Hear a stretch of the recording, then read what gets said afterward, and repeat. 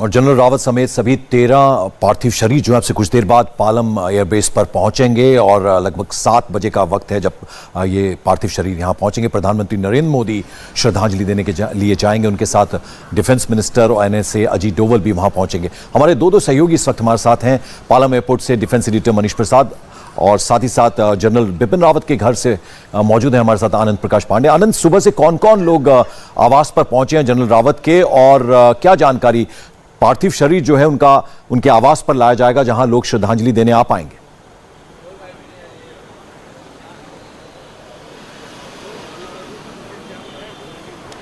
आनंद, मेरी आवाज मिल रही है आपको? चलिए आनंद से बात करने की कोशिश करेंगे। मनीष हमारे साथ है। मनीष, आपके पास क्या जानकारी? आप बता रहे थे शाम 7 बजे तक एक्सपेक्ट किया जाए कि यह विमान पहुंचेगा यहां। पंकज, पालम टेक्निकल एयरबेस पे पूरी तैयारी कर ली गई है। जो सीनियर ऑफिशियल्स हैं वो यहां पहुंच गए हैं।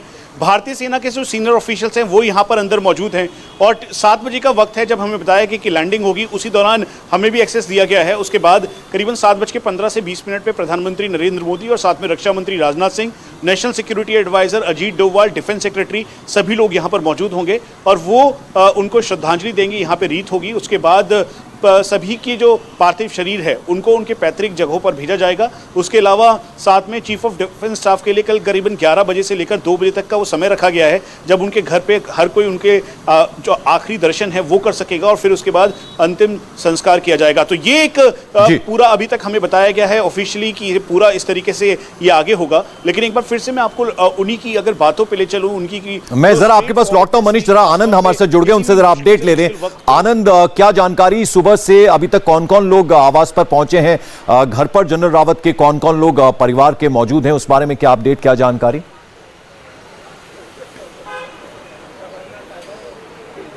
जी देखिए, जनरल विपिन रावत के और उनके परिवार के जो करीबी लोग थे वो सुबह से या यूं के कल से ही आ रहे हैं और आज भी तमाम जो उनके पुराने साथी थे, उनके जूनियर्स थे, कुछ सीनियर्स थे जो दिल्ली या जो आसपास में हैं, उनके फैमिली मेंबर्स यहाँ पे घर पे आके उनकी फैमिली मेंबर्स को सांत्वना दे रहा है। इसके अलावा कई जो अधिकारी हैं जिन्होंने उनके अंडर काम किया दिल्ली में, और दिल्ली में भी पोस्टेड है, वो भी उन्होंने घर पे आए, उन्होंने अपनी श्रद्धांजलि दी। इसके साथ साथ कुछ मंत्री भी यहाँ पर आए थे जिन्होंने जनरल विपिन रावत की फैमिली मेम्बर से मुलाकात की, उनको सांत्वना दी और इंतजार किया जा रहा है कि जैसे ही उनके जो मॉर्टल रिमेन्स है वो दिल्ली एयरपोर्ट पर पहुँचेंगे। करीब 7:40 के आसपास बताया जा रहा है उनके मॉर्टल रिमेन्स को लेकर जब विमान दिल्ली एयरपोर्ट पर लैंड करेगा और उसके बाद वहाँ पर तमाम जो कैबिनेट मंत्री रहेंगे, प्रधानमंत्री के भी जाने की वहाँ पे बात बताई जा रही है। उसके अलावा राजनाथ सिंह वहाँ एयरपोर्ट पहुँचेंगे और तमाम कैबिनेट मंत्री वहाँ पहुँचेंगे, वो रिसीव करेंगे। उसके बाद जब उनके पार्थिव शरीर को यहाँ लाया जाएगा तो उसके बाद उनको श्रद्धांजलि देने के लिए तमाम जो कैबिनेट मंत्री और जो लोग नहीं आ पाए वो यहाँ पर आएंगे। बिल्कुल मनीष, जरा हमने जनरल रावत के बारे में आपसे बहुत सारी चीजें जानी। मधुलिका रावत जी, क्योंकि एक फौजी की जो पत्नी है उनका भी बहुत बड़ा योगदान रहता है, उनकी शख्सियत के बारे में कुछ बता पाए अगर? मैं अपने कुछ ऐसे मोमेंट शेयर करूंगा पंकज जो कि उनका व्यक्तित्व भी बताता है। जब पहली बार जब वो वाइस चीफ यहाँ पर थे या सदन कमांड की बात करें या फिर अभी वाइस चीफ जब वो बने थे तो उस दौरान भी मेरी लगातार उनसे बातचीत हुई। नगरोटा अटैक हुआ उस दौरान मैंने बात की और उस समय भी बहुत सहजता के साथ जो मैम है, मतलब मधुलिका रावत हैं, वो बहुत ही सहजता के साथ बात करती, बहुत हम्बलनेस थी। और मैंने ये पूछा भी क्योंकि जो आर्मी वुमेन वेलफेयर एसोसिएशन है उसकी जो चीफ होती हैं वो चीफ की वाइफ होती हैं, तो मैंने कहा कि किस तरीके से आप लोगों के अभी भी चीफ हो जाने के बाद भी जब वो चीफ बन गए तो उसके बाद भी कैसे मैम वो सब कुछ मैनेज करती हैं। तो उनका ये कहना था कि मैम घर भी मैनेज करती हैं और साथ में जो एक और बड़ा परिवार है जिसकी जिम्मेवारी उनके ऊपर है उसको मैनेज करती है। और यही वजह है कि जब भी जो आर्मी वुमेन वेलफेयर एसोसिएशन का कोई भी फंक्शन हुआ या फिर कहीं पे भी किसी को दिक्कत हुई तो सबसे आगे मधुलिका रावत दिखाई देती थी और यही व्यक्तित्व उनका घर में भी झलकता था। उनकी दोनों बेटियों को उन्होंने बहुत अच्छे तरीके से ग्रोन अप किया। उसके साथ साथ जो परिवार के लोग थे उनको एकजुट करके रखा। उनके जो भाई हैं वो भोपाल में रहते हैं, उनसे लगातार संपर्क में रहती थी वो। पिछले दिनों भी उन्होंने बात की, करीबन जो आने वाले और जगहों पर, मतलब खासतौर पर नए साल में भी जनरल रावत ने कहा था कि वो वहाँ जाएंगे। और इस समय आप देखें तो ये वो बहुत ही इमोशनल पल है जब चीफ ऑफ डिफेंस स्टाफ को लेने के लिए, उनके पार्थिव शरीर को लेने के लिए जो यहाँ पर जो गाड़ियाँ हैं उनको सजाकर लाई गई हैं ताकि इसमें chief of defence staff general Bipin Rawat के पार्थिव शरीर को रखा जाए। इस समय पालम टेक्निकल एयरबेस के अंदर इसे ले जाया जा रहा है। इसके ऊपर पूरा मंच तैयार किया गया है ताकि उसके ऊपर रखें, और जब यहाँ से लेकर वो आगे की तरफ जाएंगे तो इसी के ऊपर एक बड़ा काफिला होगा लोगों का। और ये इस समय वो ट्रक जिसमें पुष्प से उसे सजाया गया है, और ये वो पल है जो बहुत ही इमोशनल है। मिलिट्री इतिहास का ये सबसे बड़ा पल है, क्योंकि देश के पहले चीफ ऑफ डिफेंस स्टाफ अब हमारे बीच नहीं है। उनकी पत्नी मधुलिका रावत अब हमारे बीच नहीं है। वो 13 वॉरियर्स जिन्होंने बहुत मुश्किल हालात में देश का प्रतिनिधित्व किया अलग अलग मोर्चों पर, वो अब हमारे बीच नहीं है। एक सवाल और है मनीष मेरा एक सवाल और है। ये पालम टेक्निकल एयरबेस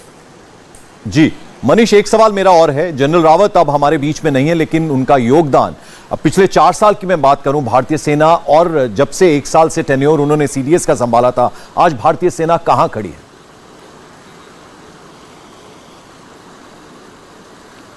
पंकज, सबसे पहले शुरुआत मॉडर्नाइजेशन से ही आप कर लीजिए। जब वो वाइस चीफ थे तो उस दौरान बड़े ऑपरेशंस हुए, उसमें उनकी बहुत ही अहम भूमिका थी। जो इन्फिल्ट्रेशन बिड लगातार पाकिस्तान कर रहा था, ये बिल्कुल तय किया गया उनके ही नेतृत्व में, और उनको वो उसमें पार्ट थे कि जाके प्रधानमंत्री की जो सोच है उसको ऑन ग्राउंड पूरी तरीके से लागू किया जाए। और इसीलिए जो कनेक्टिविटी है प्रधानमंत्री साथ में रक्षा मंत्री और चीफ ऑफ डिफेंस स्टाफ की, वो बहुत ही क्लोज थी। मेक इन इंडिया एक बहुत बड़ा ये था, जो मल्टीपल विंडोज थे उसको सिंगल विंडो किया, मेक इन इंडिया पर बल दिया। उन्होंने खुद फाइटर एयरक्राफ्ट और खासतौर पे जो बाकी जो मेक इन इंडिया प्रोजेक्ट्स हैं उसकी अगुवाई करते हुए वहां पर गए, मोटिवेट किया पीएसयूज को। उसके बाद थिएटर कमांड और रीस्ट्रक्चरिंग, सबसे बड़ी बात आर्मी हेडक्वार्टर की रीस्ट्रक्चरिंग का उन्होंने बल दिया। मैंने उनसे पूछा कि रीस्ट्रक्चरिंग को लेकर या थिएटर कमांड को लेकर लगातार अलग अलग टाइम पर आपका विरोध हुआ है, तो उन्होंने कहा कि विरोध होगा, जब कुछ बदलाव होगा तो विरोध होगा, लेकिन मैं इससे घबराता नहीं, क्योंकि मैं बहुत ही सख्ती के साथ इस पे आगे बढ़ रहा हूं, ये हमारे हित में है। जैसे उन्होंने कहा कि डीजी फार्म्स यानी फार्म मिलिट्री फार्म है उसको बंद करते हैं, उसको बंद किया। जो बड़े बड़े काफिले थे गाड़ियों के लोगों के पास उसको हटाया, मिनिमम सिक्योरिटी की, उसके अलावा मिनिमम गाड़ियां की। तो इससे बिल्कुल, तो कितना बड़ा योगदान जनरल बिपिन रावत का रहा है, जिसके बारे में मनीष प्रसाद बता रहे हैं। मनीष, हमें इंतजार रहेगा उस क्षण का, जैसे कि आप बता रहे हैं शाम लगभग 7:30 बजे के करीब 13 पार्थिव शरीर जो है लेकर हरकुलिस विमान पालम एयरबेस पर उतरेगा, तब हम आपके पास वापस लौटेंगे। फिलहाल आपका शुक्रिया आनंद पांडे, आपका भी बहुत बहुत शुक्रिया। इंडिया टीवी हर वक्त हर जगह डाउनलोड करने के लिए सर्च करें India TV news Google play store या ऐप स्टोर पर।